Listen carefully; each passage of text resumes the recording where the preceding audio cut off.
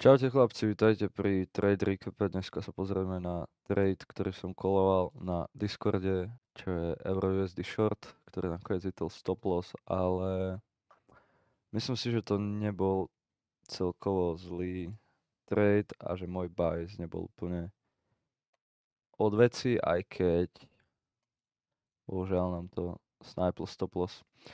Každopádne môj high time frame bias, ako sa môžeme pozrieť, je celkovo minulý týždeň sme boli veľmi bullish. Dostali sme sa do tohto point of interest high time frame, kde vidíme nejakú, môžeme to zatiaľ nazvať reakciou, uvidíme, čo nám prinesú ďalšie dni, ale stále som nebol úplne bearish na euro dolar, lebo predsa len, pokiaľ nedostaneme nejaký väčší high time frame shift, to znamená nejaký aspoň tento break, možno aj tento break, nemám dôvod byť bearish. Čiže stále som bol celkom bullish, ale sweepli sme tieto hodinové, respektíve aj 4-hodinové highs, čiže po následnej reakcii dole som úplne nemal dôvod vyhľadávať longy. Mali sme tu tento wick o 12, čo bol vlastne aj môj dnešný target, bohužiaľ nepodarilo sa nám ho hitnúť. Každopádne veľmi podobný trade som sledoval aj na GU, kde sme mali takisto sweep, formalizuje dokonca aj hodinové SMT s eurom, keď sa pozrieme na, pokiaľ sa nemýlim, to boli, hej, tu, z tohto high na tento low a tu z tohto low na tento high, čo bol celkom bearish sign. Každopádne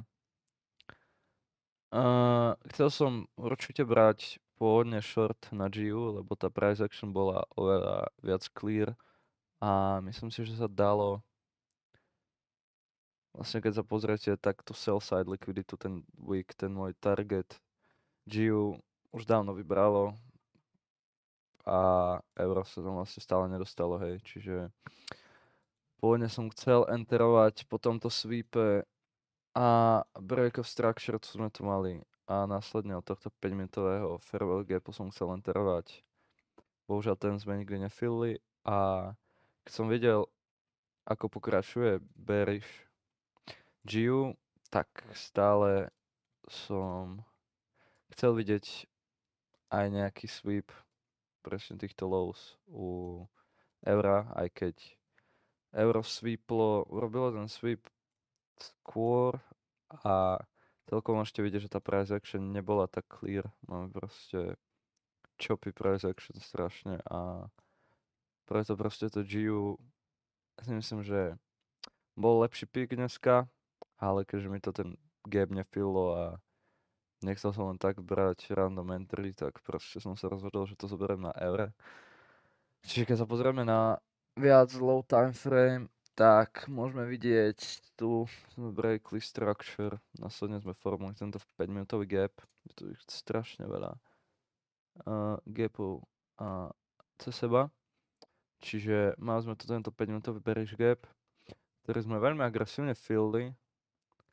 Bol tu tento wick až tu hore, čo som úplne nechcel vidieť, lebo predsa len to bol celkom bullish sign, keď sme už boli tu niekde, ale videli sme veľmi rýchly sell-off naspäť a následne sme veľmi intenzívne konsolidovali. Nebolo tu fakt nič, čo by sa dalo zobrať trade, ale následne som sledoval aj tento 5-minútový fair value gap bullish, ktorý bol tu. Strašne veľa je tu toho. To dám tak. Hej, mali sme tu tento bullish 5-minútový fair value gap, od ktorého som sledoval reakciu, keď sme ho párkrát testli a následne sme breakli nižšie, tak som si povedal, že by sme mohli ísť nižšie. Čiže som enterol, jak sme breakli ten 5-minútový fair value gap a Následne sme aj breakli minutovú, pokiaľ sa nemýlim aj 5 minútovú structure. Nie, tu sme nakoniec nebreakli. A hovno, tu sme breakli. Ale následne, nie, počkaj, to je až potom. Nie, nebreakli sme 5 minútovú vlastne ani. No a čiže enteral som tu, jak sme invalidateli tento 5 minútový gap. Následne sme stali push vyššie, swipli sme ešte tieto highs. A až potom sme dostali nejaký väčší sell-off, kde sme swipli aj túto sell side likviditu.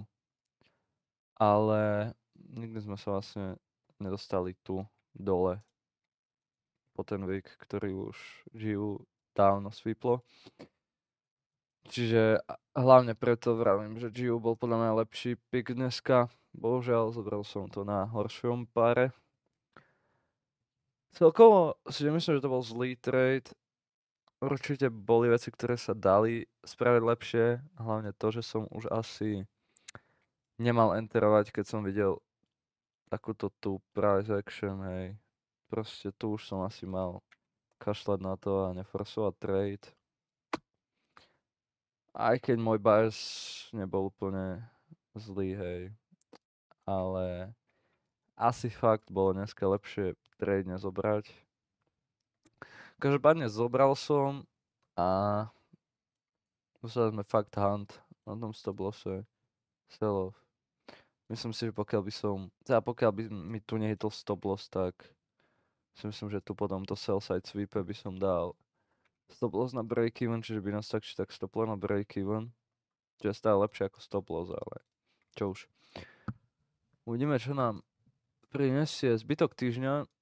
Ako som vravel, možno by som čakal ešte nejaký jeden high time frame sweep, lebo keď sa môžeme pozrieť, tak my vlastne na hodinovom time frame sme stále, hej, tu formujeme high low, takže sme stále bullish structure na high time frame, respektíve na hodinovom time frame, keď sme tu internal structure breakli, pána sme stále celkom bullish, čiže nemyslím si, že je nereálne, pokiaľ sme sweepli ešte tieto highs predtým, ako by sme išli, pokiaľ by sme dostali nejaký sell-off, aspoň do tohto fair value gapu a možno aj do tohto.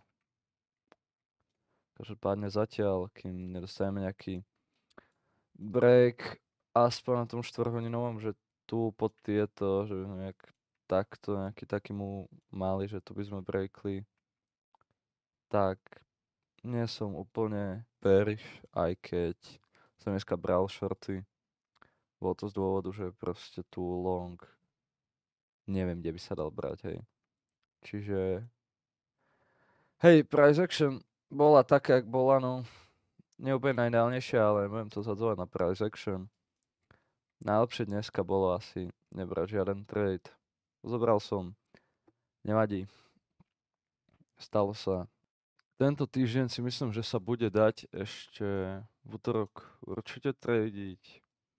V stredu CPI, za mňa PES, to nebudem tradovať. Štvrtok PPI, uvidíme, aký veľký impact to bude mať na market. Nemyslím si, že sú to úplne news, ktoré by sa nedali tradovať, ale uvidíme.